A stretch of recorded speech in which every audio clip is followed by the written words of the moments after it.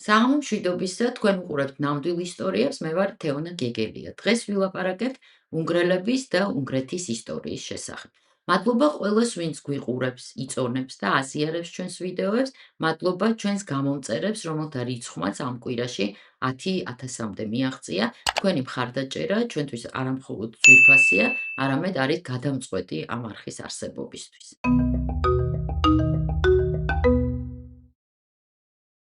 1919 წელს რუსული რევოლუციის ლიდერმა ვლადიმერ ლენინმა მიიღო დეპეშა თავისი კარგი ნაცნობისგან.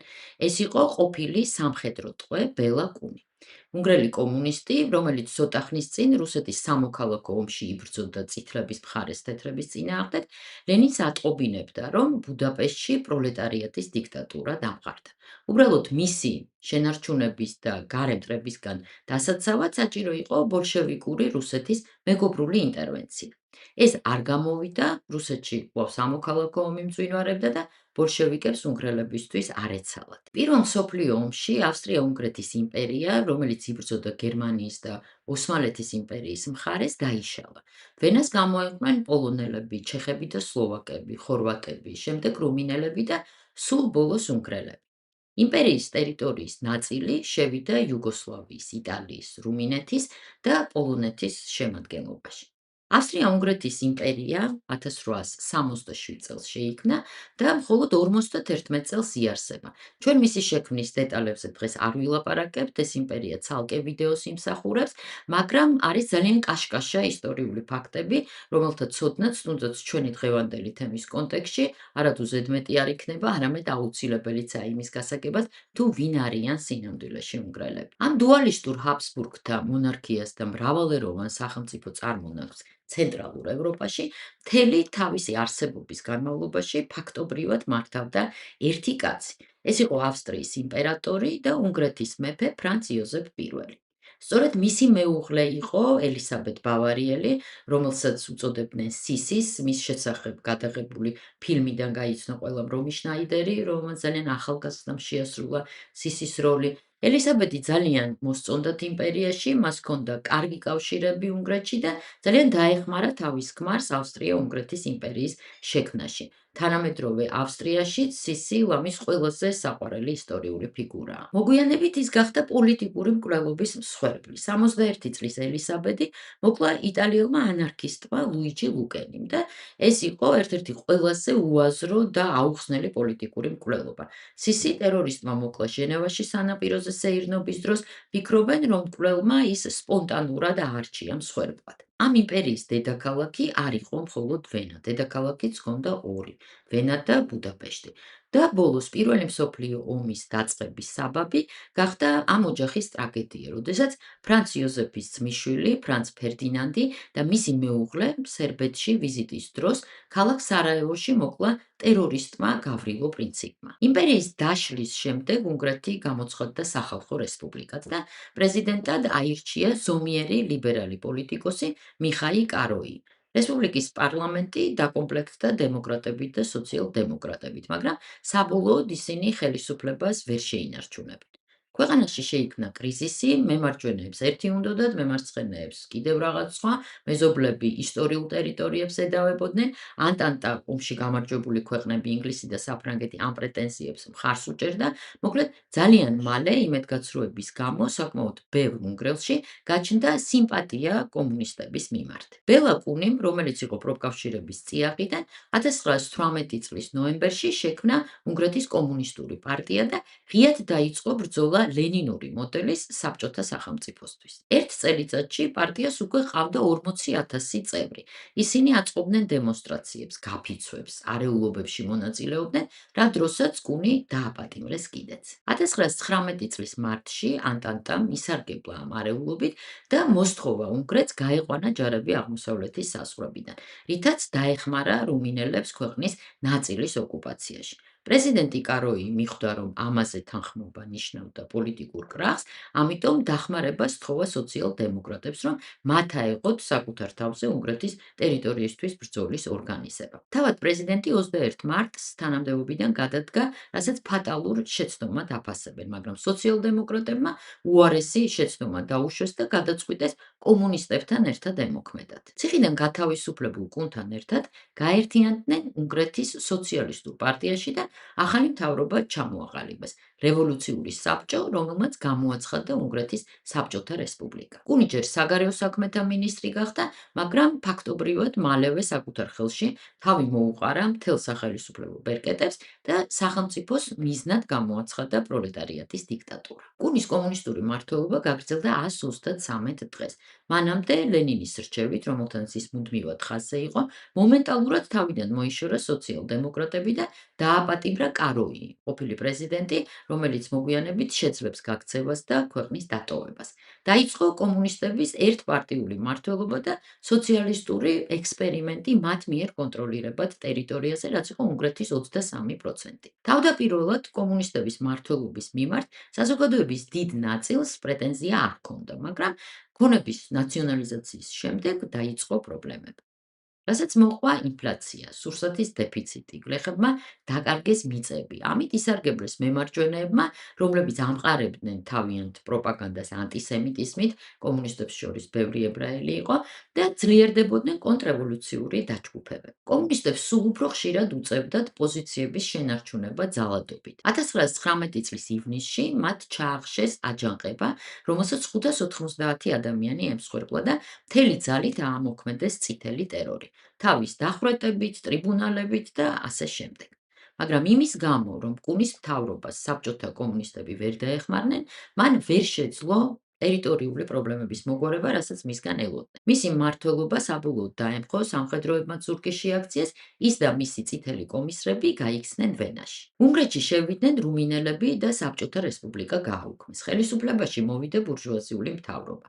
გააუქმა კომუნისტების შემოღებული სიახლეები და გაუსწორდა წითლებს. ქვეყანა ამჯერად თეთრმა ტერორმა მოიცვა. რუმინელები უნგრეთიდან 1919 წლის ნოემბერში გავიდნენ. მათ მიყვნენ ანტანტას ჯარებიც. 1920 წლის არჩევნებში გაიმარჯვეს კონსერვატორებმა, დაფუძნდა უნგრეთის სამეფო, რომლის რეგენტადაც პრეზიდენტის უფლებამოსილებით აირჩიეს მიკლოშ ჰორტი. 1954 წლამდე ჰორტი უნგრეთის სამეფოს მართავდა მეფის გარეშე და ის გახდა ადოლფ ჰიტლერის ერთ-ერთი ძალიან მნიშვნელოვანი მოკავშირე. კომუნისტური ინტერნაციონალის, იგივე კომინტერნის ყველა მცდელობა 1919-20 წლებში ევროპაში გაევრცელებინა საბჭოთა სახელმწიფოს მოდელი დასრულდა მარცხით. სოციალისტური სახელმწიფოები დაემხო ყველგან. უნგრეთშიც, ბავარიაშიც და სლოვაკეთშიც. მსოფლიო რევოლუცია გადაიდო და საბჭოთა რუსეთი, შემდეგ საბჭოთა კავშირი რჩებოდა ერთადერთ სოციალისტურ ქვეყნად. მძიმე აღმოჩნდა ბელა კუნის ბედიც. ის 1920 წელს საბჭოთა კავშირში გადავიდა საცხოვრებლად და თავი გამოიჩინა სისასტიკით ყირიმში საბჭოების კლასობრივ მტრებთან, თეთრ გვარდიელებთან ანგარიშ სწორებით. მსხვერპლის რაოდენობა ფასდება 12,000-დან 120,000-მდე მოკლულით. შემდეგ ამხანაგი კუნი მუშაობდა კომინტერნში და 1930-იან წლებში თავად გახდა ტერორის მსხვერპლი. მას საშინლად აწამებდნენ და ბოლოს დახვრეტენ მოსკოვის შემოგარენში 1938 წლის აგვისტოში. უნგრეთის ისტორიის მნიშვნელოვანი ფურცელია ებრაელების მიმართ დამოკიდებულება. 1920-იან, 1930-იან წლებში ებრაელების და უნგრეთის ხელისუფლების ურთიერთობა მარტივი არ იყო, მაგრამ მათ ფიზიკურ განადგურებაზე არც მიკლოშ ჰორტის უფიქრია და არც ერთ სხვა უნგრელ პოლიტიკოს, რომელსაც შეეძლო გადაწყვეტილების მიღება. ებრაელები მტკიცედ და დიდი ხნის ინტეგრირებულები იყვნენ უნგრულ საზოგადოებაში. პირველი მსოფლიო ომის დაწყებისას მათი რაოდენობა 1 მილიონ ადამიანს აჭარბებდა. ბევრი თავს უნგრელად მიიჩნევდა და ქრისტიანობაც ჰქონდათ მიღებული. მათ იმდენად ენდობოდნენ, რომ ჯარში მსახურების უფლებაც ჰქონდათ. 1914-18 წლებში პირველი მსოფლიო ომის დროს სერბეთის, რუსეთის იმპერიის და იტალიის ტერიტორიებზე ბრძოლებში დაახლოებით 40,000 ებრაელი დაიღუპა. მეტიც, უნგრეთის თავდაცვის მინისტრიც კი ებრაელი იყო, გენერალ-პოლკოვნიკი აკადემიკი სემუეილ ჰაზაი. რომ არა მესამე რაიხთან მეზობლობა, უნგრელების და ებრაელების ურთიერთობა ეკონომიკის და სოციალური სფეროს გაუმჯობესებასთან ერთად ალბათ დაუბრუნდებოდა ნორმალურ ნიშნულს, ანუ გაუმჯობესდებოდა, მაგრამ უნგრეთი გახდა ჰიტლერის მოკავშირე, როგორც პირველ მსოფლიო ომში დამარცხებული და დაჩაგრული ქვეყანა. იმისთვის, რომ თავიდან აეცილებინა ნაცისტური გადატრიალება და შეენარჩუნებინა ხელისუფლება, ჰორტიმ თავად დაიწყო ულტრამემარჯვენე კურსის რაღაც ელემენტების დანერგვა, რაც მოიცავდა ებრაელების დისკრიმინაციას და ამას შემდეგ მოყვა მთელი პაკეტი იმ ზომების, რასაც გერმანელები ახორციელებდნენ. ეხლა კარგად რომ წარმოვიდგინოთ, სადამდე მივიდა ეს ყველაფერი. მე-18-მე-19 საუკუნეების მიჯნაზე ბუდაპეშტში ჩამოყალიბდა ებრაული კვარტალი, მის იმ ნაწილში, რომელსაც უწოდებენ პეშტს. მე-19 საუკუნის შუა წლებში ებრაელები პეშტის მოსახლეობის 14%-ს შეადგენდნენ. 100 წლის განმავლობაში დიდად პროპორციები არ შეცვლილა და მეორე მსოფლიო ომის დასაწყისისთვის 1941 წელს ბუდაპეშტის მოსახლეობის 16%-ს შეადგენდნენ ებრაელები. ომის დროს ეს კვარტალი იქცა ებრაელების გეტოდ. 1945 წლის 13 თებერვალს წითელი არმია სრულად გაათავისუფლებს ბუდაპეშტს, მაგრამ მანამდე 18 იანვარს გაათავისუფლებენ ქალაქის ნაწილს, პეშტს და როდესაც იქ ჯარისკაცები შევლენ, დახვდებათ კატასტროფული სურათი. 3000-მდე გვამი ეყარა ჭუჭხში ქუჩებში, ან სახლებში, ამ სახლებიდან გამოდიოდნენ ნატანჯი მშიერი ებრაელები, მოხუცები, ქალები, ბავშვები. ბუდაპეშტის გეტომ იარსება 7 კვირას, მაგრამ ამ ხნის განმავლობაში იქ დაიღუპა ათასობით ებრაელი. ომი დასრულდა და 1947 წლისთვის უნგრეთის მშრომელთა პარტიამ თითქმის მთლიანად ჩაიგდო ძალაუფლება ხელში. ამ პარტიის ლიდერს მატიას რაკოშის მხარს უჭერდა საბჭოთა კავშირი და ის სრულად ამართლებდა სტალინის საუკეთესო მოსწავლის წოდებას. ძალიან მოკლე დროში მან უნგრეთი სოციალისტურ რელსებზე გადაიყვანა. ქვეყანა რთულად, მაგრამ ლახავდა ამ ბარიერებს ინდუსტრიალიზაციის და კოლექტივიზაციის მიმართულებით და აძლიერებდა სახელმწიფო უსაფრთხოების ორგანოებს. რა თქმა უნდა, ამას მოჰყვა მასშტაბური რეპრესიები, რომლებიც გავრცელდა ყველაზე, ვინც ნათელ კომუნისტურ მომავალს ეწინააღმდეგებოდა. ამ ყველაფერს ძალიან ყურადღებით აკვირდებოდნენ საბჭოთა ჩეკისტები და სამხედროები, რომლებიც პარიზის სამშვიდობო ხელშეკრულების საფუძველზე ბაზირებულები იყვნენ უნგრეთში, მაგრამ არ ერეოდნენ შიდა პროცესებში, რადგან ფიქრობდნენ, რომ რაკოში თავად გამკლავდებოდა ყველაფერს. ეს უნგრელი ლიდერი და მისი ახლო წრე კი ადგილობრივ მოსახლეობას უკვე ძალიან აღიზიანებდა. ის არ მოსწონდა არც ადგილობრივი აი ამ პარტიული ელიტის ნაწილს, მაგრამ ღია კონფლიქტზე ვერავინ ვერ პედავდა წასვლას. სტალინის სიკვდილის შემდეგ სიტუაცია მკვეთრად შეიცვალა. მას შემდეგ, რაც რაკოშიმ დაკარგა თავისი მთავარი მფარველი, ის გახდა იოლის ამისნე მოწინააღმდეგეებისთვის. მას სწრაფად გადააყენებენ და უნგრეთის ლიდერი გახდება იმრე ნადი, ასევე კომუნისტური პარტიის წარმომადგენელი. პოზიციები რომ გაემყარებინა, მან შეამცირა გადასახადები, გაზარდა ხელფასები, შეწყვიტა განსხვავებული აზრის დევნა. მოკლედ რეჟიმი საგრძნობლად შეამსუბუქა, რამაც მისი პოზიციები, რა თქმა უნდა, განამტკიცა, მაგრამ აქ დაიწყო შიდა გადატრიალებების სერია. ვიდრე ნადი ამ საშინაო ამბებით იყო გართული, მოწინააღმდეგე დაავიწყდა. რაკოშიმ ინტრიგებით და ეშმაკობებით მიაღწია იმას, რომ ნადი გადააყენეს. მისი ადგილი დაიკავა ანდრა შეგედიუშმა, მოსკოვის ბეჯითმა მარიონეტმა. 1956 წელს რაკოში შეეცდება ქვეყნის ლიდერის პოზიციაზე დაბრუნებას, მაგრამ დამარცხდება და ძალაუფლება აღმოჩნდება ერნიო გერიოს ხელში. ამ დროს უნგრეთში სიტუაცია უკვე ძალიან იძაბება და ახალგაზრდები იწყებენ გამოსვლებს. გერიოს უყენებენ ულტიმატუმს: გაყაროს ქვეყნიდან საბჭოთა ჯარები, გაათავისუფლოს სასამართლო, ჩამოაგდოს სტალინის ძეგლი და დააბრუნოს ხელისუფლებაში იმრე ნადი. ის ახალგაზრდებმა აირჩიეს მისი დემოკრატიულობის და აშკარა პროდასავლური პოლიტიკის გამო. გერიომ ულტიმატუმი არ შეიმჩნია, მაგრამ ამაოდ 23 ოქტომბერს ბუდაპეშტში დაიწყო გამოსვლები, სავარაუდო გათვლებით მასში სადღაც 200,000-მდე ადამიანი მონაწილეობდა. და ამ დროს ლიდერმა ვერაფერი უკეთესი ვერ მოიფიქრა, გარდა იმისა, რომ საჯაროდ დაეგმო დემონსტრანტები. ამას მოჰყვა რადიო სახლისკენ სვლა. საღამოს ხალხში გაჩნდა იარაღი. ამას მოჰყვა პირველი მსხვერპლი. ღამით იმრე ნადიმ დაიბრუნა ხელისუფლება, ხოლო გერიოს აღარაფერი დარჩა, გარდა იმისა, რომ სამხედრო დახმარება ეთხოვა საბჭოთა კავშირისთვის.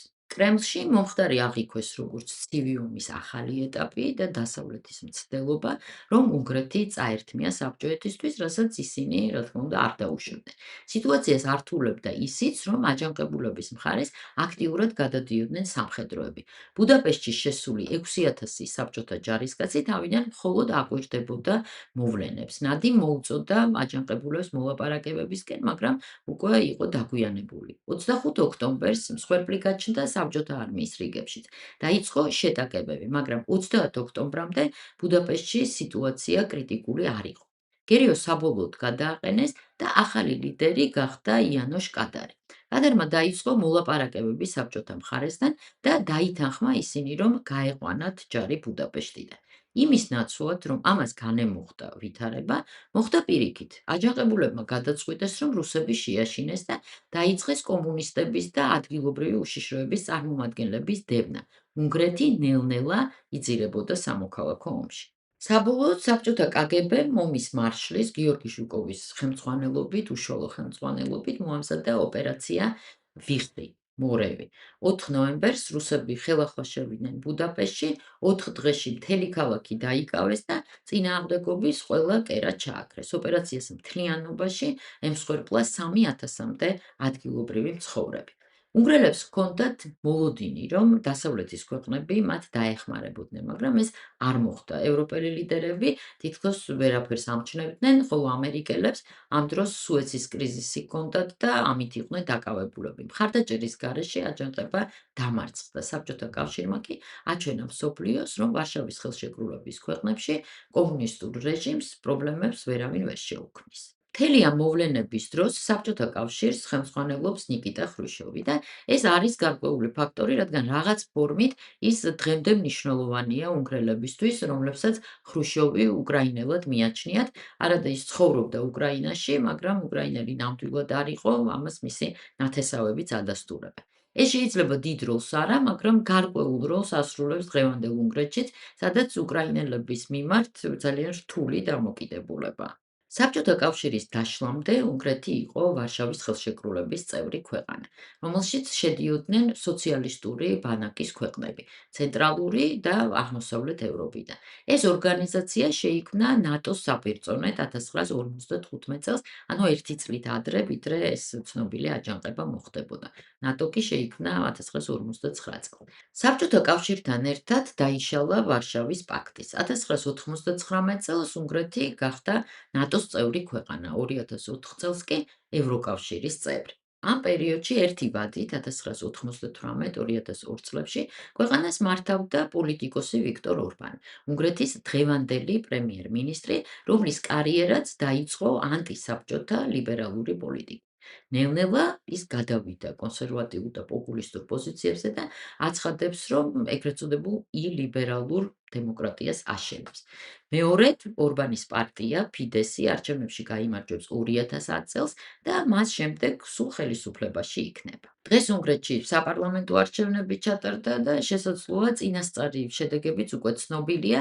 ეს ვიდეო არის დილით ჩაწერილი და შესაბამისად ჩემთვის ამ წუთში ეს მონაცემები ცნობილი ვერ იქნება.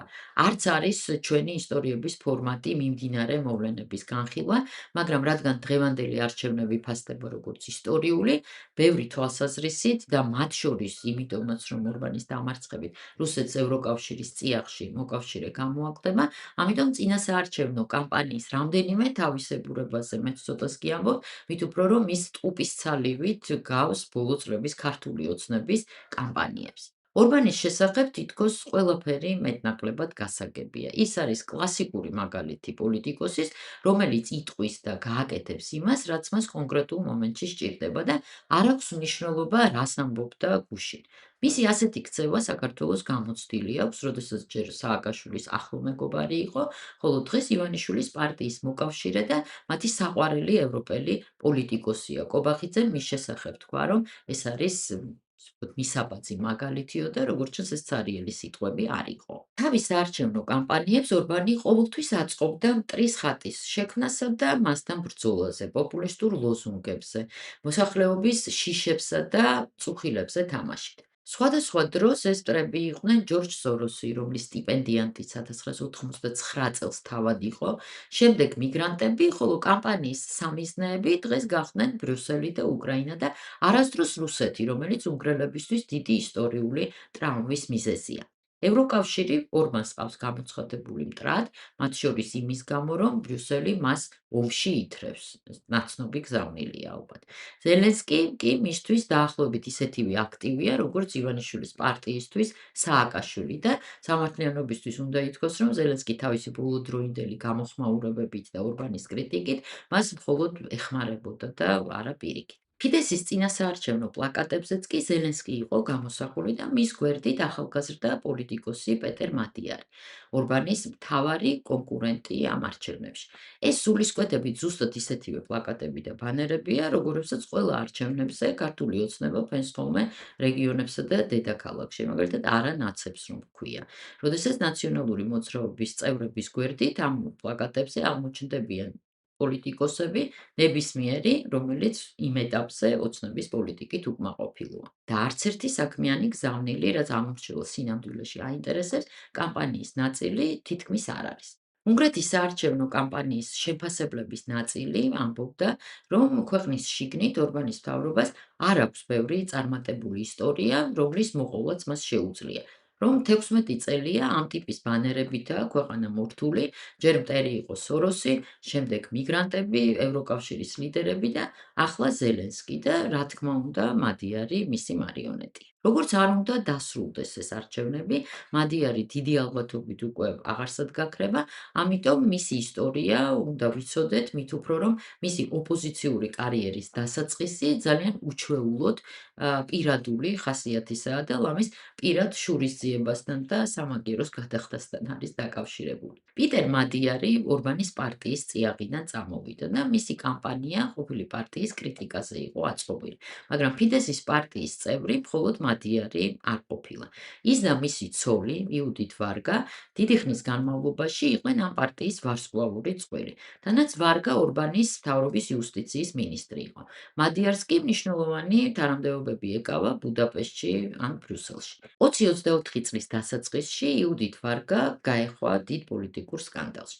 მისი რეკომენდაციით ქვეყნის პრეზიდენტმა, ასევე ფიდესის წევრმა, კატალინ ნოვაკმა შეიწყალა პედოფილიისთვის გასამართლებული ადამიანი. ამას ისეთი სკანდალი მოჰყვა, რომ პრეზიდენტმაც და მინისტრმაც თანამდებობები დატოვეს. დღემდე უცნობია რა იყო ვარგას მოტივი, როდესაც პრეზიდენტს ასეთი ნაბიჯი გადაათქმევინა. მაგრამ ისტორია ამით არ დასრულდა და გაგრძელდა ოჯახურ ფრონტზე. მადიარი ჯერ ხმამაღლა გაშორდა თავის ცოლს, შემდეგ კი ორბანის პარტია დატოვა და ეს გასვლა საჯარო აქტად აქცია. მან მთავრობა დაადანაშაულა კორუფციაში და თქვა, რომ ბევრზე აქვს კომპრომატები. ცოლთან დაშორების შემდეგ მან დაკარგა ყველა პრივილეგია, კარგი თანამდებობები და ფული. და როდესაც იგრძნო, რომ სამაგიეროს გადახდის შესაძლებლობა გაჩნდა და ბევრი ანალიტიკოსის აზრით ეს ნაბიჯი გავდა შურისძიებას, მან ეს შანსი ხელიდან არ გაუშვა. ასეთი ადამიანური ისტორიით დაიწყო ოპოზიციონერი მადიარის ახმასვა. 2024 წლის ზაფხულში ის გახდა მემარჯვენე ცენტრისტული პარტიის ტისას ლიდერი და რამდენიმე თვეში ეს უფერული პარტია სერიოზულ პოლიტიკურ ძალად აქცია. კამპანიის დროს ის უკრაინას საერთოდ არ ახსენებდა, იმდენად ტოქსიკური იყო ეს თემა, თან როგორც უკვე ვთქვით, უკრაინელებთან მართლაც აქვთ უნგრელებს პრობლემური ურთიერთობები და ეს უცოტა 2017 წლიდან იწყება, როდესაც უკრაინამ ენის საკითხზე ახალი კანონმდებლობა მიიღო. დიდმა უნგრულმა თემა, რომელიც საუკუნეების განმავლობაში ცხოვრობდა უკრაინის კარპატების რეგიონში, ახალი კანონი საკუთარი უფლებების შელახვად აღიქვა. ბუდაპეშტს ამაზე მწვავე რეაქცია ჰქონდა და ორბანი ამას ბოლო დრომდე წარმატებით იყენებს. ორბანი მადიარის კამპანიის ცენტრალური თემა იყო ფულიც. პრემიერი ამტკიცებდა, რომ უკრაინა სპეციალურად არ ამუშავებდა მილსადენს, რომლითაც უნგრეთი რუსეთიდან იაფს აწვავს იღებდა. ის, რომ მილსადენები რუსული დრონების დარტყმების გამო დაზიანდა, ორბანი ამას არ იმჩნევს და ამბობს, რომ ფასების ზრდა და ეკონომიკური პრობლემები ეს ყველაფერი ზელენსკის ბრალია და რომ რუსეთზე დიდი საფრთხეა უკრაინაც და ბრიუსელიც. უნგრეთი კიდევ ერთი მაგალითია იმის, თუ რას ასწავლებს ახდენს პროპაგანდა, რომელსაც შეუძლია დააჯეროს ადამიანებს, რომ ყველა მტერია ისტორიული მტრის გარდა. ჩვენ ეს არ გვიკვირს უნგრელებისგან განსხვავებით, რუსული ოკუპაცია საქართველოსთვის არც მხოლოდ წარსულია და არც შესაძლო მომავალი, არამედ ის არის მტკივნეული აწმყო, რომელიც თბილისიდან სულ რაღაც 40 კილომეტრში დგას. მაგრამ ამ პირობებშიც კი ორბანის თაყვანისმცემელი ქართველი პოლიტიკოსები ახერხებენ იმას, რომ საქართველოს მოსახლეობის საკმაოდ დიდ ნაწილს აჯერებენ თითქოს ყველა მტერია და ამ მტრების სიაში რუსეთი სადღაც ბოლოშია. თქვენ რას ფიქრობთ უნგრეთის პოლიტიკის შესახებ და რა მოლოდინი გქონდათ დღევანდელი არჩევნებისგან? მოგწერეთ კომენტარებში. მანამდე კი აუცილებლად გამოიწერეთ ჩვენი არხის ღარბი და დაელოდეთ ახალ ისტორიებს. ნახვამდის.